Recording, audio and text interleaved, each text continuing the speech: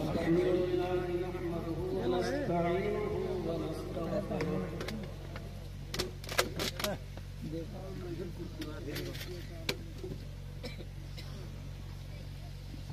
व नऊज़ु बिल्लाहि मिन शुरूरि अनफुसिना व मिन सय्यिआति अअमालिना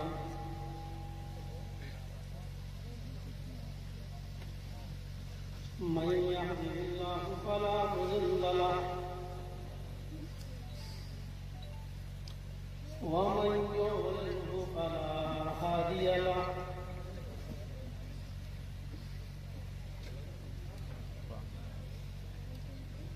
व अशहदु अल्ला इलाहा इल्लल्लाह वहदहु ला शरीक लहु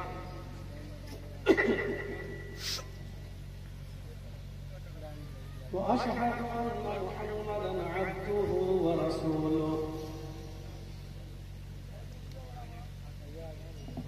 أما بعد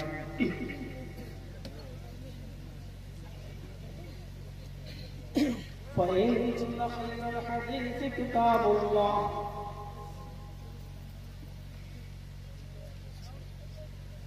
وخير الهدي هدي محمد صلى الله عليه وسلم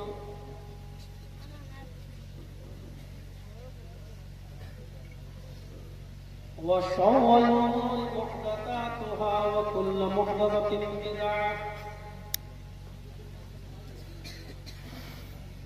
وكل بدعة ضلالة وكل ضلالة في النار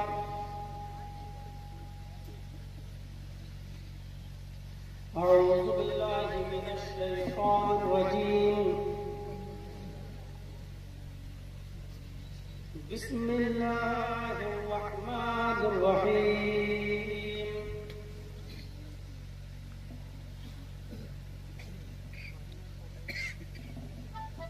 إنما المؤمنون إخوة فأصلحوا بين أخويكم واتقوا الله لعلكم ترحمون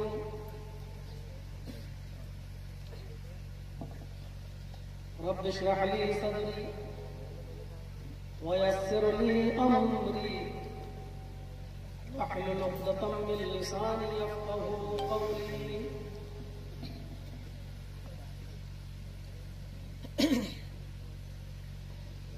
इस अज़ीम शान इस्लाह मुआशरा कॉन्फ्रेंस के अज़ीम सदर मुहतरम फ़ज़ीलत शेख मौलाना मोहम्मद इब्राहीम रहमानी हफ़िज़हुल्लाह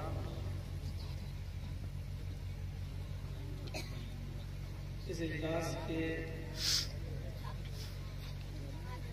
नाज़िम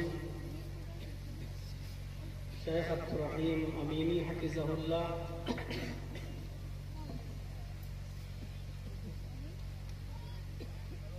इस इजलास की तारीफ लेने के लिए बेहद जुस्तजू कद्दोकाविश करने वाले और बार बार कॉल करके उस वक्त तक चैन की सांस न लेने वाले जब तक मैंने वो डेट फाइनल नहीं कर दी हमारे मुहतरम दोस्त डॉक्टर फरीद साहब और डॉक्टर फरीद साहब को बार बार उकसाने वाली शख्सियत जो आपके इलाके के हैं जनाब हमारे मौलाना सिराजी साहब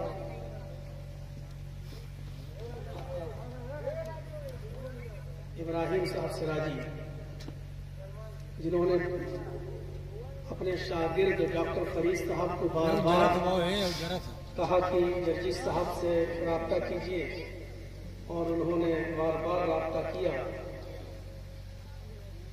बहरहाल ये तारीफ आपको मिली और अल्लाह रब्बुल आलमीन ने मुझे इस इजलास में पहुंचने की तौफीक बख्शी। स्टेज पर इतने उलमा हैं कि हम सबका एक एक करके नाम नहीं ले सकते। मौलाना नसीम मदनी हफिज़हुल्लाह, अहमद हुसैन फैजी हफिज़हुल्लाह और दीगर हमारे मुअक्कर उलमा जो स्टेज पर बैठे हैं, जिन्होंने अब तक रात के आधी रात गुजर जाने के बाद भी अब तक जमे हुए हैं और बैठे हैं जमाई के साथ और कुर्ब जवार से तशरीफ लाने वाले अतराफ व अकनाफ से आए हुए हमारे मुअज़्ज़ज़ सामीन हज़रात, जो इशा की नमाज से लेकर अब तक मुख्तलिफ उलमा को उन्होंने सुना, मुख्तलिफ अनावीन पर उनके मुख्तलिफ उसलूब व लहजे में उनकी गुफ्तगू को सुना। बस दुआ है इस बात की कि अल्लाह रब्बुल आलमीन हमें और आपको यानी कहने वालों को भी और सुनने वालों को भी अमल करने की तौफीक अता फरमाए।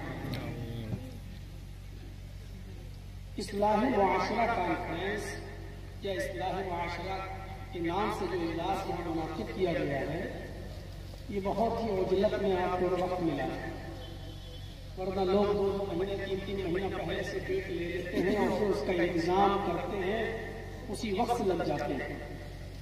ऐसे मौके पर मैं नहीं भूलूंगा अपने साथ आए हुए हमारे डॉक्टर अब्दुल कादिर साहब, जो इस वक्त स्टेज पर बैठे हुए हैं हमारे साथ।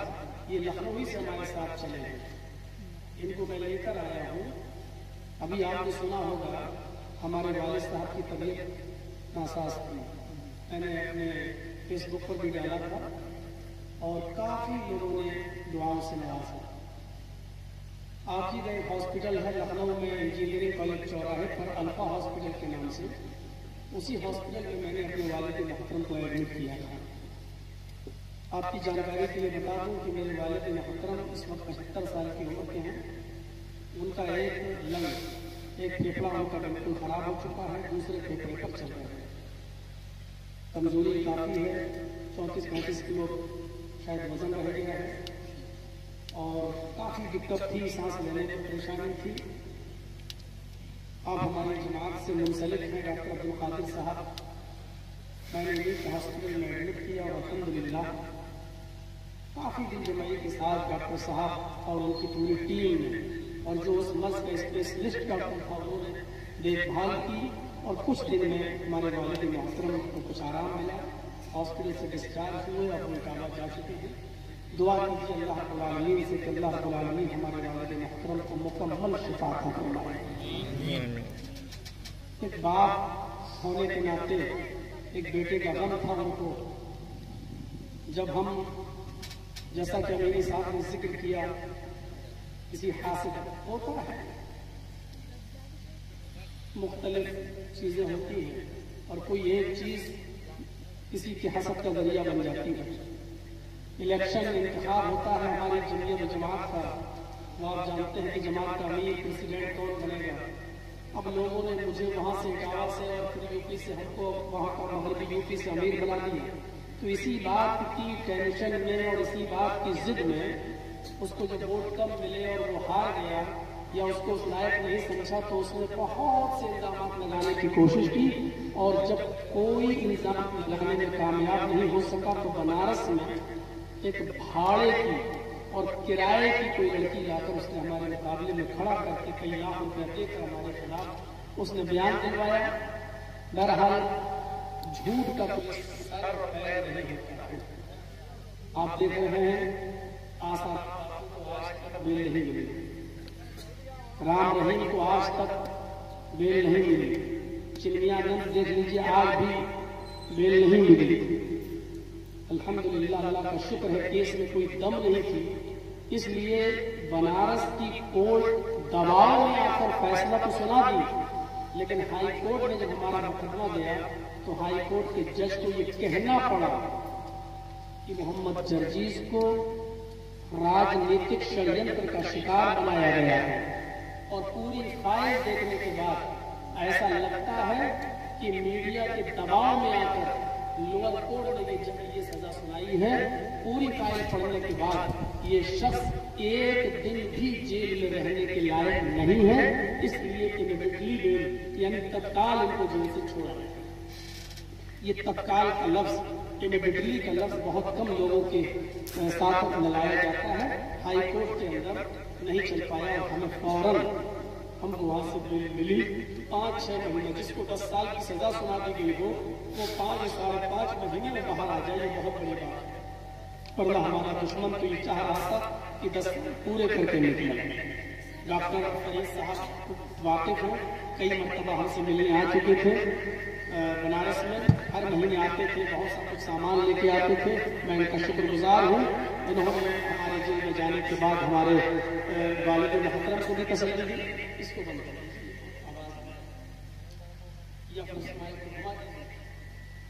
तसल्ली दी, हमारे बच्चों का भी ख्याल रखा। और आज मैं आपके इजलास में अकेले नहीं, अपनी फैमिली के साथ भी आया हूँ। बच्चों की छुट्टी थी, जून में अक्सर स्कूल बंद रहते हैं, तो मैंने कहा चलो तो मैं अपनी फैमिली के साथ भी आया हूँ। मेरा छोटा बच्चा तो यही बैठा हुआ है, आप देख रहे हैं। इससे बड़ा बच्चा हमारा वहाँ है, वो दोनों स्टेज पर बैठे हुए हैं। दुआ कीजिए अल्लाह रब्बुल आलमीन इन बच्चों को भी नेक और सालिह बनाए।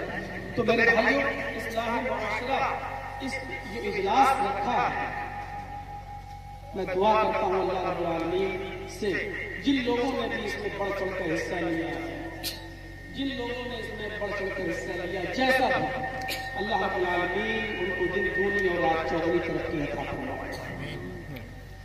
मौसम तो था कि कुर्बानी के मौजू पर कुछ बोला जाए, क्योंकि अब वही दिन शुरू होने वाले हैं। लेकिन फिर कुछ सोच कर मैंने सोचा कि इस्लाह मुआशरा नाम है इस इजलास का, तो उसी के ताल्लुक से कुछ बातें आपके सामने रखी। कुर्बानी के ताल्लुक से आप हर हफ्ते जुमे के खुतबों में आप अपने इलाके के उलमा से सुनते रहेंगे। अल्लाह रब्बुल आलमीन हमें किताब और सुन्नत की रोशनी में कुर्बानी करने की तौफीक अता फरमाए। इस्लाह मुआशरे में बहुत सी हमारे समाज में बहुत सी बुराइयां पाई जाती हैं।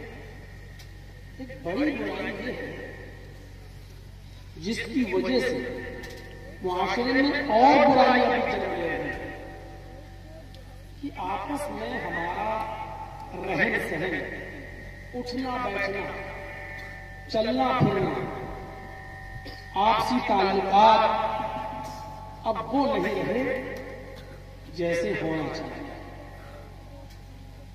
भाईचारगी खत्म हो गई। जो कभी दौर था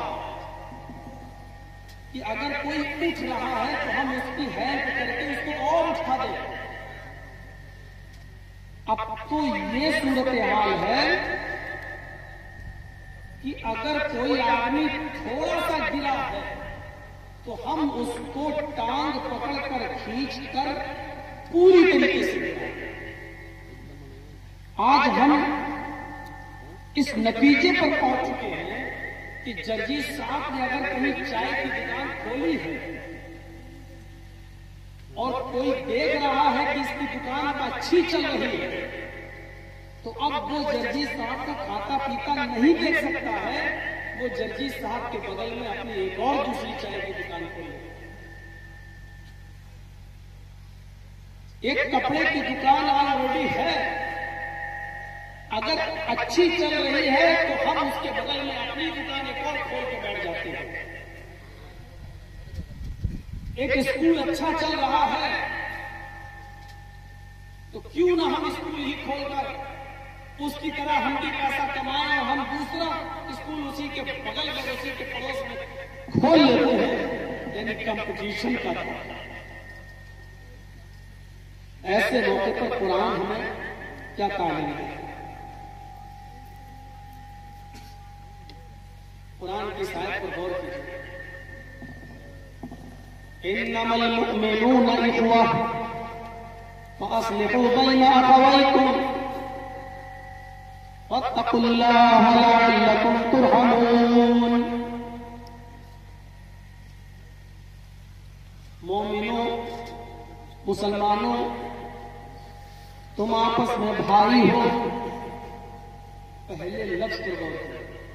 इन्नमल मुमिनूना इख्वा, सारे मोमिन भाई हैं।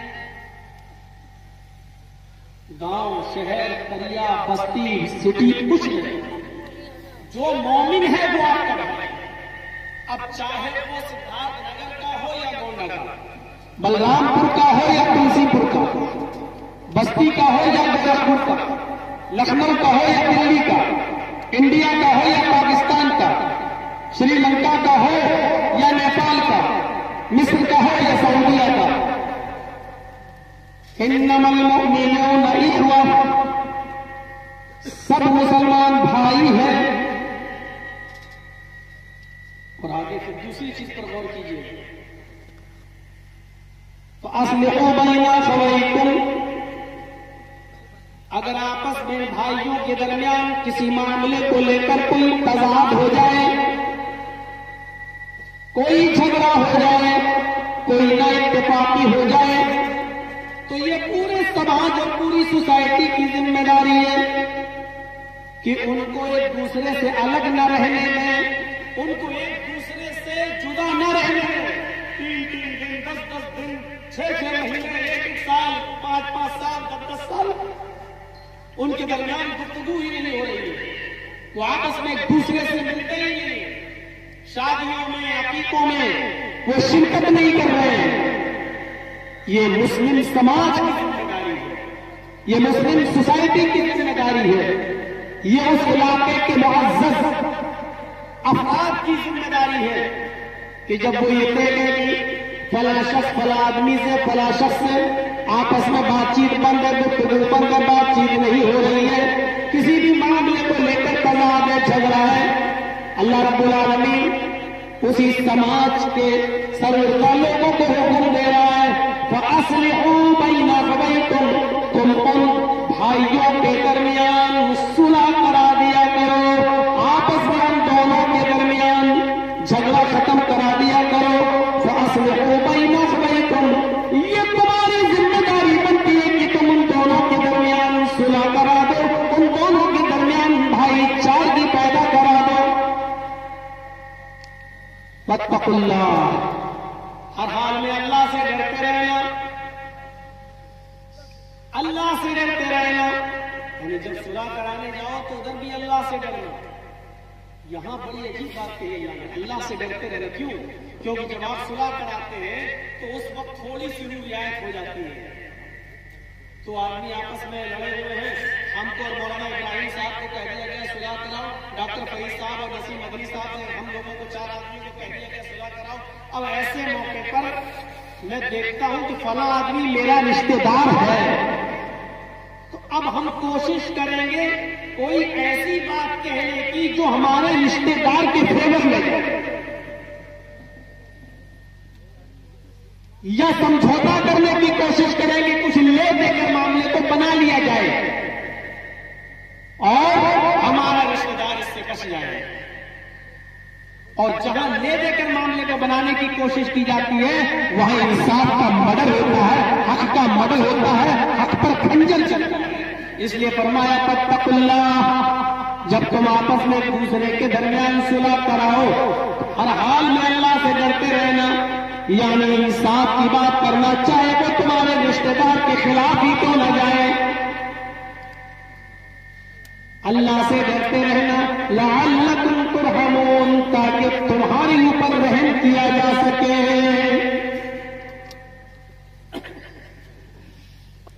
आपस में भाई,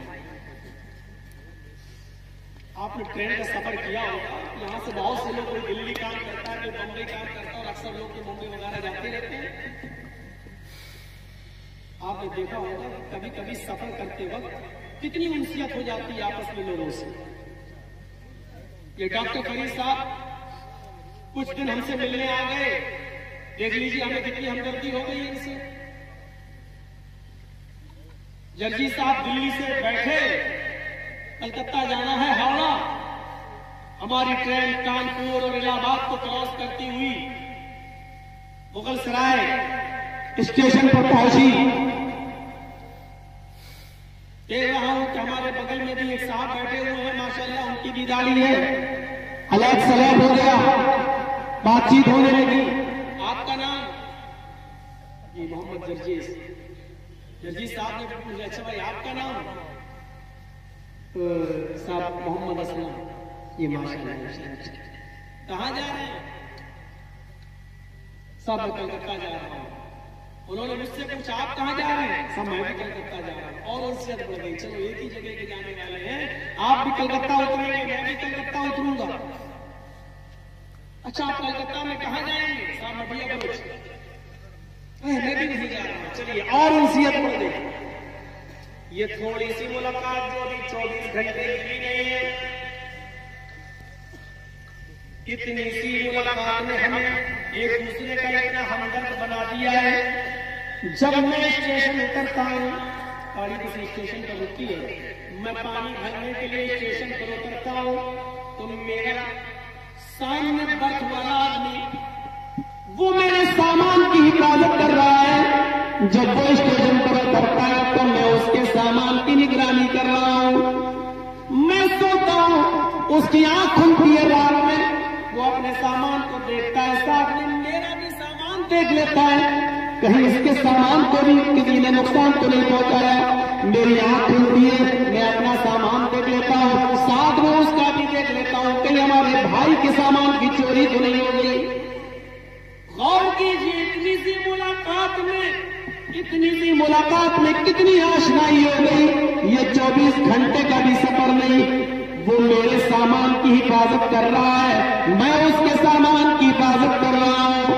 यही कुरान कहता है, जब मामूली से सफर में 12, 13, 14, 15, 18, 20 घंटे और 24 घंटे के सफर में तुम एक दूसरे के इतने करीब आ जाते हो, इतनी हमदर्दी हो जाती है कि उसके सामान को अपने सामान की तरह और अपने सामान को उसके सामान की तरह समझने लगते हो। एक दूसरे को खिलाने और पिलाने लगता है। ये हमदर्दी एक समाजी जिंदगी के अंदर पूरी जिंदगी तुम्हारे सामने आनी चाहिए, तुम्हारे सामने रहनी चाहिए। एक मुसलमान दूसरे मुसलमान की जान और माल का मुहाफिज बन जाए।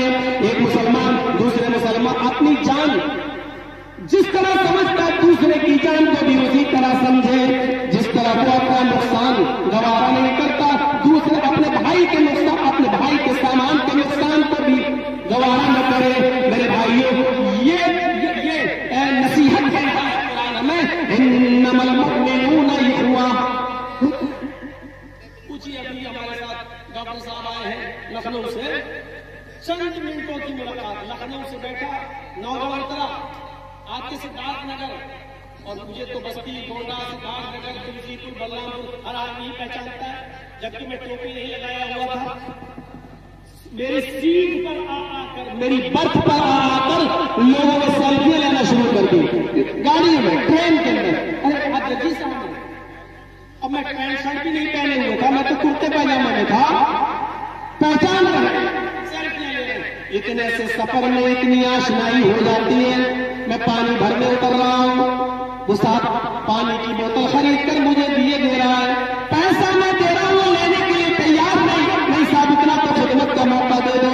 चाय पीने के लिए चाय ले रहा हूँ, दूसरा आदमी चाय का पैसा मुझे नहीं देने दे रहा, नहीं साहब मैंने दे दिया, चाय वाला बोला पैसा पेमेंट हो गया। गौर करो कि चंद लम्हों की मुलाकात एक दूसरे को इतना करीब कर देती है।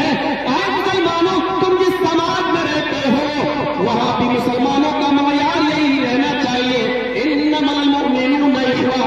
सारे मुसलमान आपस में भाई भाई है, एक दूसरा सब एक भाई है। कोई मुसलमान ऐसा नहीं है, सब भाई है। ये अलग बात है कि भाइयों में तजाद हो सकता है, भाइयों में झगड़ा हो सकता है, भाइयों के अंदर जो है किसी के मामले में इख्तिलाफ हो सकता है। कुरान उसी की वजाहत कर रहा है, कह रहा है फअस्लिहू बैना अखवैकुम। जब दोनों भाइयों में तजाद हो जाए, तनाज़ा हो जाए, झगड़ा हो जाए, इख्तिलाफ हो जाए, तो ऐ समाज के सरूरदा लोगों, ऐ हाकिमों, ऐ प्रधानों, ऐ प्रमुखों, ऐ मुखियाओं, ऐ गांव में मुअज़्ज़ज़ हस्तियां कहलाने वालों, तुम्हारी जिम्मेदारी बनती है कि उन दो भाइयों को आपस में एक दूसरे को ज्यादा दिन तक जुदा न रहने दो, ज्यादा दिन तक अलग न रहने दो। फअस्लिहू बैना अखवैकुम, तुम उन दोनों के दरमियान सुलह करा दिया करो। उलमा बैठे पूछो, अल्लाह के नबी सल्लल्लाहु अलैहि वसल्लम ने फरमाया, अगर दो मुसलमानों को आपस में मिलाने के लिए तुमने बहुत कोशिश की, लेकिन वो आपस में मिल नहीं रहे और तुम्हें ये मालूम है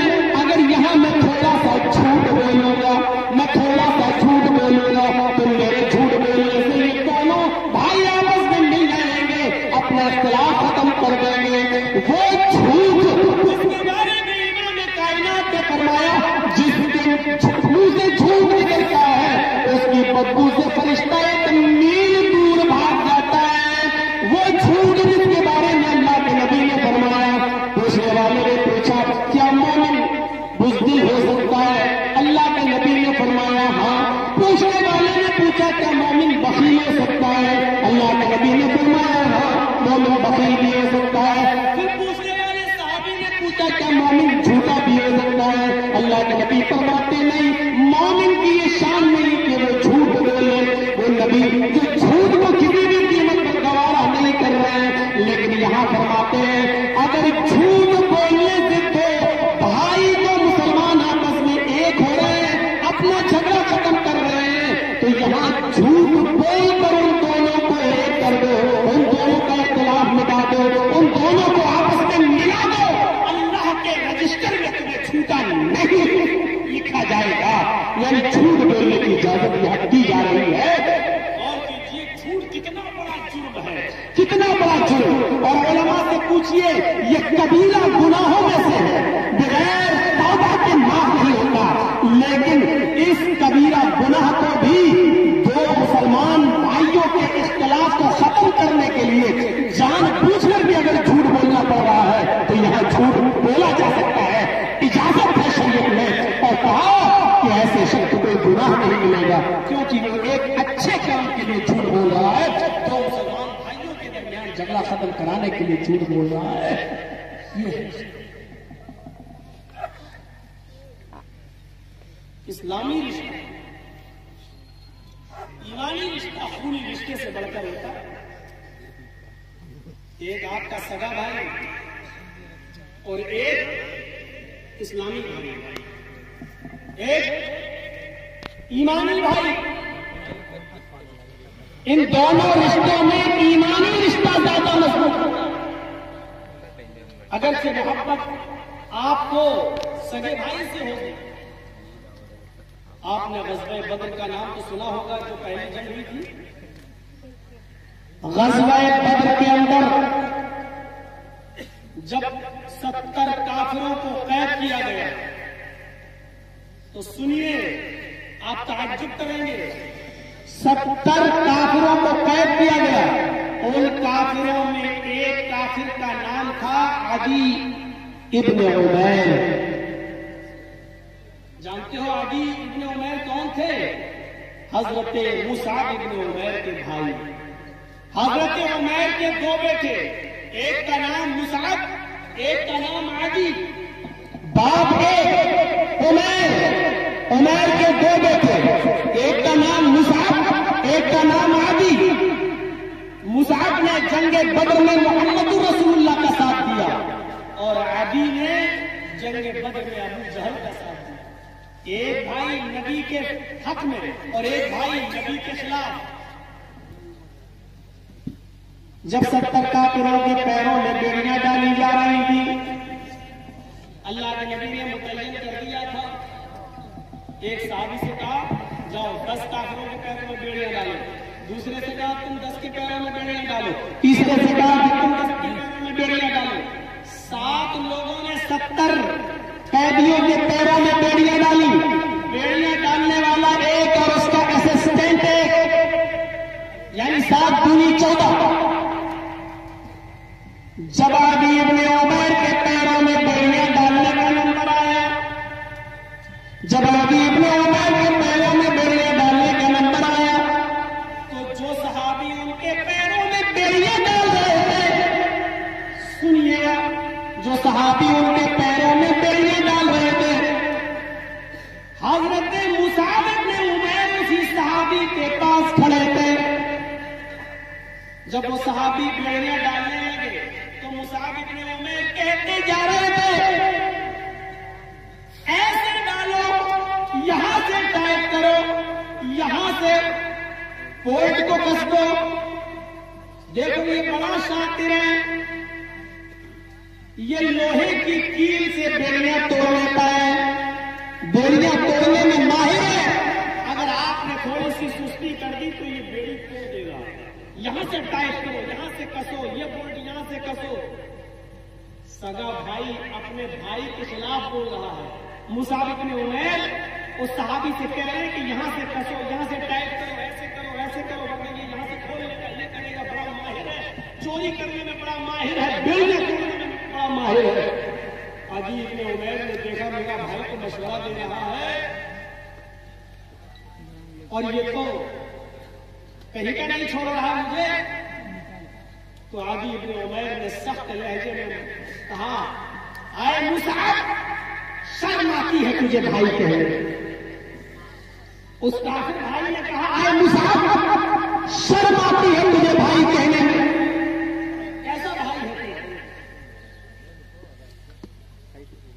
इसको मशवरा दे रहा है, पैरों में बेड़ियां और कैश फंसा रहा है हमें। कैसा भाई है तुझे, शर्म नहीं आती?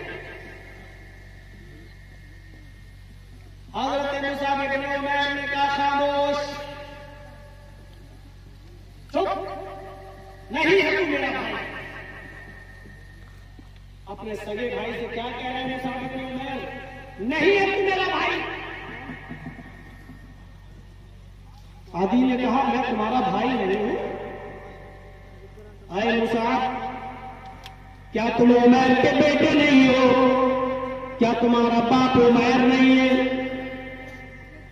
क्या उमैर का खून तुम्हारी रगों में नहीं दौड़ रहा है? हज़रत मुसअब इब्न उमैर ने कहा, हाँ यादी, ये सच है कि तेरी रगों में भी उमैर का खून है और मेरी रगों में भी उमैर का खून। ये सच है कि तू भी मेरे बाप का बेटा है और मैं भी अपने बाप का बेटा हूं। आयादी, ये सच है कि मेरा और तेरा बाप एक है, लेकिन भाई की जहां तक बात है, तू मेरा भाई नहीं। खून दौड़ रहा है तो क्या हुआ? तेरे नाम के आगे बाप का नाम भी जुड़ा हुआ है तो क्या हुआ? मेरे नाम के आगे भी उमैर का नाम जुड़ा है, लेकिन तू मेरा भाई नहीं है। आए आदि, जानना चाहता है मेरा भाई कौन है?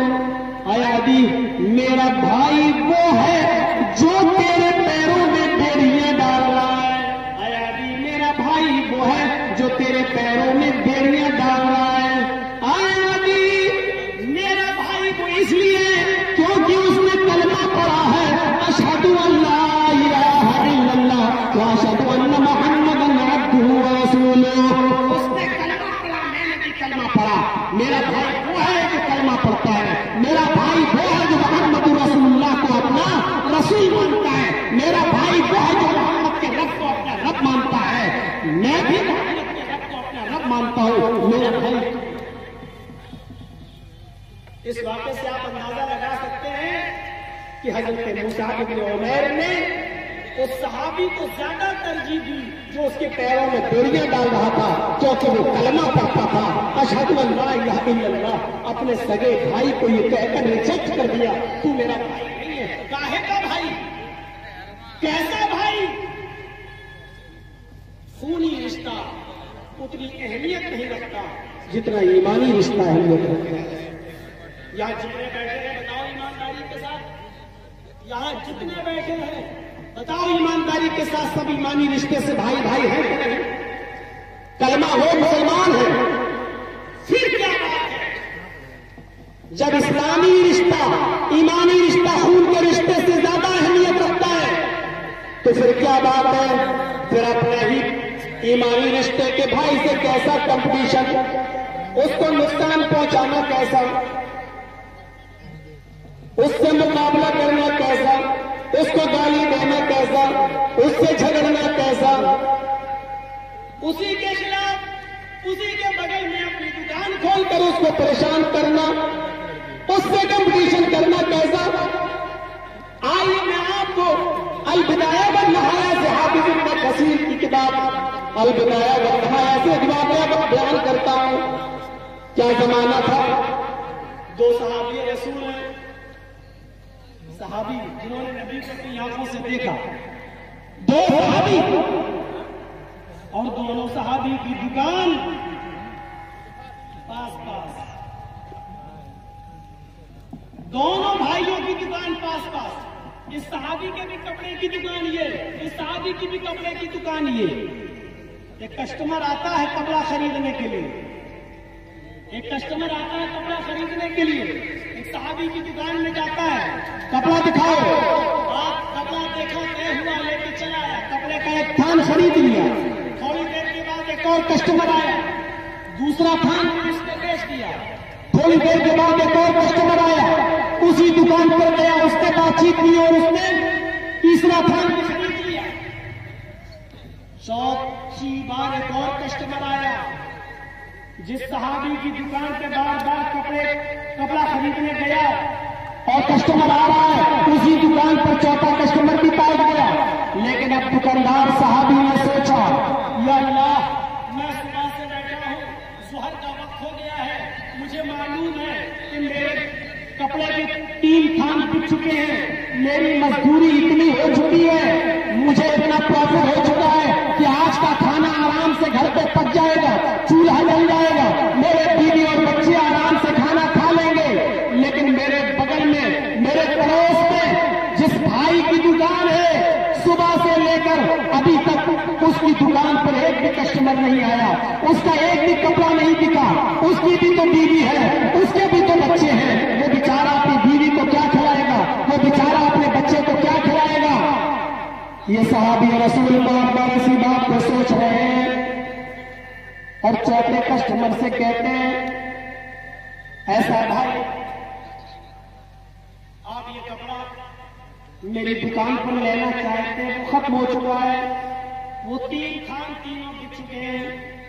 अब वैसा ही बल्कि उससे भी अच्छा कपड़ा मेरे भाई की दुकान पर मौजूद है, वो पड़ोस में आप चले जाइए और वहां से खरीद लीजिए, मुझसे भी अच्छा कपड़ा वहां मिल जाएगा आपको। और उसने वहां रेफर कर दिया और उस सहाबी ने भी कपड़ा बेच दिया, उसकी भी मजदूरी हो गई, उसकी भी कुछ इनकम हो गई। क्या ये तसव्वुर आज के दौर में किया जा सकता है? इन्नमल मुमिनून इख्वा का तकाज़ा क्या है?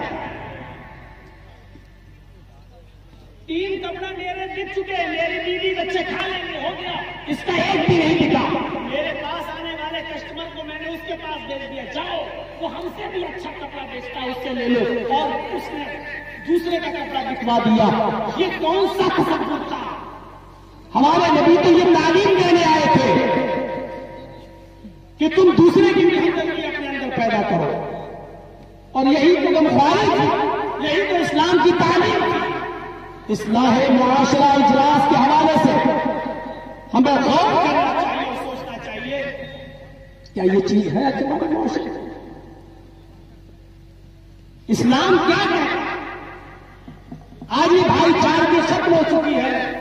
यहां तो हाल ही दूसरा है, यहां तो यह है कि 3 कस्टमर आ गए, चौथा भी अगर उसकी दुकान पे जा रहा है, जबकि मालूम है कि उसके दुकान पे एक ही नहीं गया, तो चौथा भी पहले ही से चीखने लगते हैं, भैया इधर आओ, इधर आओ, इधर आओ, और कुछ एजेंट रखते हैं, एजेंट, वो 10 कदम आगे बढ़कर उसको ले आता है, पकड़ कर लीजिए, चौथा भी हमसे खरीदो, 5वां भी, वो बेचारा भूखा मर रहा है। कितना खाओगे, क्या करोगे?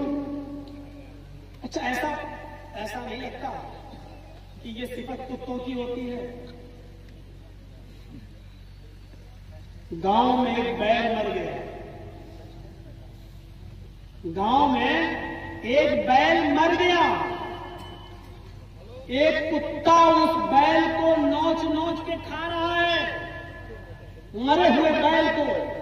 उस बैल की बदबू को सूंघकर मोहल्ले के उस गांव के दूसरे कुत्ते भी चले आए, वो कुत्ते भी उस मरे हुए बैल को खाना चाहते हैं, लेकिन जो कुत्ता उस मरे हुए बैल को खा रहा है, वो गांव के दूसरे कुत्तों को यहां नहीं आने दे रहा, भौंक भौंक कर भगा रहा, भौंक रहा है उनके ऊपर, और ये कुत्ता दूसरे कुत्तों को अपने पास नहीं आने दे रहा। ये कुत्ता कितना खा लेगा?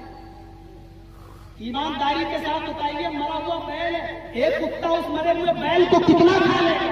अरे 2 किलो, 3 किलो, 4 किलो, ज्यादा से ज्यादा 5 किलो। यहां तो 3 कुंटल पड़ा हुआ है, 3 कुंटल। यहां तो पूरा 3 कुंटल पड़ा हुआ है। लेकिन कुत्ते की सिफत यह है, सड़ता है तो सड़ जाए, फिटता है तो फिट जाए, नालियों में बहता है तो बह जाए, खराब होता है तो हो जाए, लेकिन मैं दूसरे ईमानदारी के साथ बताइए, यही नौयत आज हमारी है कि नहीं है? लाओ लाओ जितना। और इस सिलसिले में हम कुछ नहीं देखते हैं हलाल क्या है और हराम क्या है। आने दो जहां से आ रहा है। नबी अकरम जनाब मोहम्मद रसूलुल्लाह सल्लल्लाहु अलैहि वसल्लम से एक सहाबी ने पूछा, अल्लाह के नबी मुझे या तो कोई ऐसा अमल बता दीजिए जो अमल मैं करूं, जिस अमल पर मैं जो काम मैं करने लगूं, या कोई ऐसी दुआ बताइए कि जिस दुआ को मैं पढ़ना शुरू कर दूं, उस दुआ को पढ़कर या उस काम को करने के बाद मैं मुस्तजाबुद दावत हो जाऊं। मुस्तजाबुद दावत समझते हैं? यानी ऐसी कोई दुआ बता दीजिए या ऐसा कोई अमल बता दीजिए जिस दुआ को पढ़कर या जिस काम को करके मैं मुस्तजाबुद दावत हो जाए, ऐसा बन जाऊं कि जो भी अल्लाह से मांगूं अल्लाह दे दे। यानी मेरी दुआ कबूल होने लगे, मैं अल्लाह से जो भी मांगूं अल्लाह मुझे दे दे। अल्लाह के नबी सल्लल्लाहु अलैहि वसल्लम ने ये नहीं फरमाया। पूछा, अच्छा तुम ये चाहते हो कि तुम अल्लाह से जो भी मांगो अल्लाह तुम्हारी सुन ले, यानी तुम्हारी दुआ कबूल होने लगे? कहा हाँ। अल्लाह के नबी ने ये नहीं फरमाया कि तुम 5 वक्त की नमाज पढ़ने लगो। अल्लाह के रसूल ने यह भी नहीं कहा कि तुम तहज्जुद गुजार बन जाओ। अल्लाह के नबी ने यह भी नहीं फरमाया कि तुम रमजान के पूरे महीने के रोजे रख लो और महीने में 3 रोजे भी नफली रख लिया करो, ये नहीं बताया। बल्कि क्या बताया? ताज्जुब करेंगे। अल्लाह के रसूल ने फरमाया कि तुम हराम लुक़मा खाना छोड़ दो, हराम रिज़्क़ गले से हलक से नीचे उतारना छोड़ दो, हलाल रोजी खाना शुरू कर दो, हलाल लुक़मा खाना शुरू कर दो, तुम मुस्तजाबुद दावत बन जाओगे। अल्लाह रब्बुल आलमीन तुम्हारी दुआ कबूल करने लगेगा। गौर कीजिए, अल्लाह के नबी ने क्या बताया कि तुम मुस्तजाबुद दावत बनना चाहते हो तो रिज़्क़ हलाल खाओ, हराम रिज़्क़ से रिश्ता तोड़ो। हलाल मेहनत की कमाई, हलाल रोजी खाओ। और देख लीजिए आप, हजरत अबू बकर सिद्दीक का वाक़या सुना है ना, सही बुखारी के अंदर आया है। उनके गुलाम ही ने एक मर्तबा खजूर लाकर रख दिया था और अबू बकर सिद्दीक ने खा लिया था। गुलाम ने कहा, आज मेहनत नहीं की है, किसी से झूठी कहानत गढ़ी थी, उसने तोहफे में दिया था। किसी की बीवी को देखकर कह दिया था, ये आपकी बीवी है? कहा हाँ। माशाल्लाह, भाभी के पेट में बच्चा है, लड़का होगा। उस आदमी ने कहा, अरे तुम्हें कैसे मालूम? इसने कहा, अरे मैं तो बहुत पहुंचा हुआ आदमी हूं, मैं तो पेट देख के बता देता हूं लड़की है कि लड़का। और इत्तेफाक से 2-3 महीने के बाद उसको लड़का ही हुआ। तो उसने कहा, अबू बकर अपने मालिक से, आका वो तो मैंने अंधेरे में लाठी मारी थी, धूल में लाठी मारी थी, अंधेरे में तीर चलाया था और निशाने पे लग गया, उसको आज लड़का ही हो गया तो मारे खुशी में देने आया, वो मुझे बहुत पहुंचा हुआ बाबा समझते हैं। हजरत अबू बकर ने कहा कि माँ के पेट में क्या है ये तो अल्लाह के अलावा कोई नहीं जानता। इसका मतलब यह है कि तू झूठी कहानत गढ़ गई। उसको बताया था और उसने आज तोहफे में ये दिया, ये तो मेरे लिए हराम था। फरमाया, आपने पूछा ही नहीं तो मैं क्या करूं? आप पानी लाओ।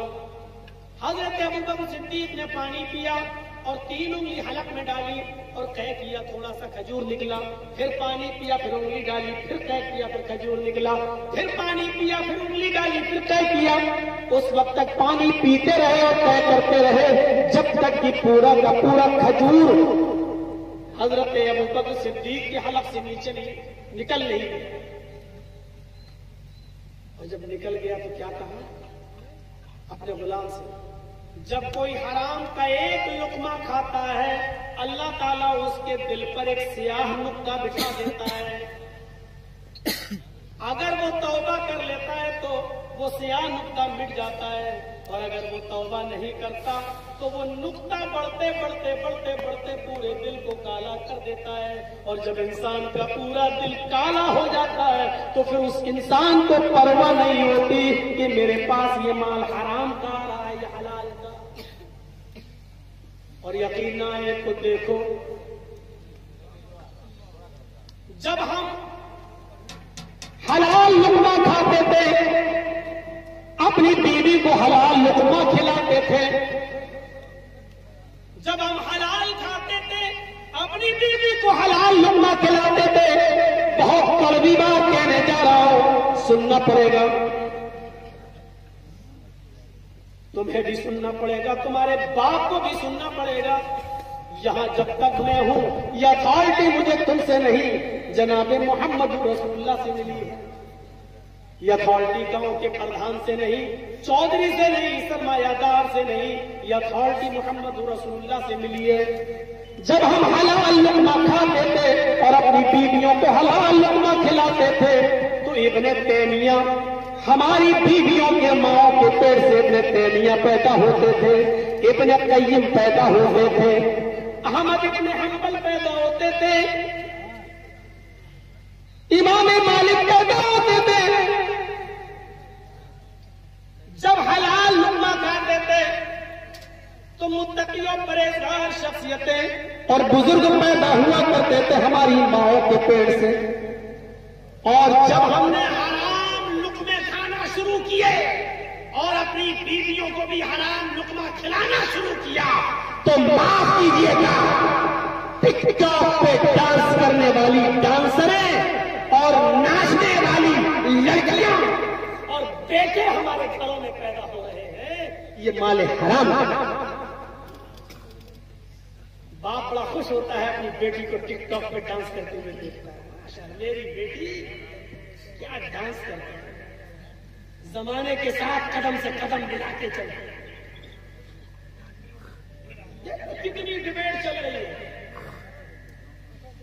ये डिबेट करने वाले पागल नहीं है, उस डिबेट में जाने वाले हम जैसे कठमुल्ला वो पागल है। कोई जरूरत ही नहीं है इन कठमुल्लाओं की उस डिबेट में जाने की। जब तुम जानते हो कि आज के इस दौर में पूरी मीडिया उठी हुई है, तुम क्यों जा रहे हो? 72 हुरों में डिबेट चल रही है। लो साहब, ये 72 हुए, इनको उनसे मतलब नहीं है। ये सिर्फ ये दिखाना चाहते हैं कि देखिए, ये इस्लाम मुसलमानों को नमाज और पढ़ने का हुक्म और रोजा रखने का हुक्म भी देता है, तो ये मुसलमान इस लालच में पड़ते हैं कि उनको जन्नत के अंदर 72 हूरें मिले, यानी हूरों के लालच में इबादत करते हैं। ये दिखाना चाहते हैं इस डिबेट के जरिए। मेरे ऊपर अगर हाई कोर्ट की तरफ से लगी हुई कुछ बंदिश न होती तो मैं बताता कि तुम्हारी किताबों में ये काम करने पर कितनी कितनी अप्सराएं देने का लालच दिया गया है। ऋग्वेद में, यजुर्वेद में, अथर्ववेद में, मनुस्मृति में, कि तुम्हारी बीमारी मर जाती है, छुरी का दिल तुम्हें दिया गया। हमारे यहाँ तो सिर्फ 72 है, तुम्हारे यहाँ तो एक एक नेक काम करने पर 1,000 अप्सराएं देने का लालच दिया गया। लेकिन मैं उस तरफ जाना नहीं चाहता। हमारे काम से तुम्हें क्या मतलब? जब तुम हमारे इस्लाम को मानते ही नहीं हो तो तुम्हें क्यों डिबेट करने की जरूरत पड़ रही है उस पर? मैं कब कह रहा हूं कि तुम मानो? मैं कब कह रहा हूं कि नमाज पढ़ो और 72 हुरों को लेने जाओ? भाई हमारा अकीदा हम मानते हैं, हमारे अकीदे पर तुम्हें एतराज क्यों हो रहा है? तुम्हारा अकीदा है जुआ खेलोगे तो भैंस का जन्म होगा, हमने कभी एतराज किया? तुम्हारा अकीदा है, मनुस्मृति में लिखा है कि चोरी करोगे तो मरने के बाद बिल्ली बनाए जाओगे, हमने कभी एतराज किया? ये बुरा काम करोगे तो बंदर बनाए जाओगे, ये काम करोगे तो सुअर बनाए जाओगे, हमने कभी एतराज किया? अरे हमारे यहाँ तो यह कि मरने के बाद 72 हूरें मिलेंगी। चलो हमारे यहाँ ये काम करो तो कम से कम, अरे भाई अल्लाह ताला ने, ऊपर वाले ने हर शख्स के दिल में, औरत के दिल में मर्द की और मर्द के दिल में औरत की मोहब्बत को रखा है। अगर ये लालच दे दिया आपको एतराज है, अब हम डिबेट करने लगे कि बताइए ये काम करोगे तो बंदर बनोगे, ये काम करोगे तो सुअर बनोगे, तो आप कहोगे साहब हमारा अकीदा तुम्हें नहीं मानना तो मत मानो। तो आपका अकीदा है, मुझे एतराज नहीं है। अकीदे पर आपको क्यों एतराज हो रहा है? क्यों डिबेट कर रहे हैं आप उसके ऊपर? क्यों करा रहे हैं आप डिबेट उसके ऊपर? लेकिन कराएंगे क्योंकि उनकी रोजी रोटी वहीं से चलती है। ये हड्डियां कहां से डाली गई है मुझे अच्छी तरीके से मालूम है। और मीडिया के बारे में तो हमारी तकरीर आपने सुनी हुई होगी, पुरानी तकरीर उठा के देख लेना।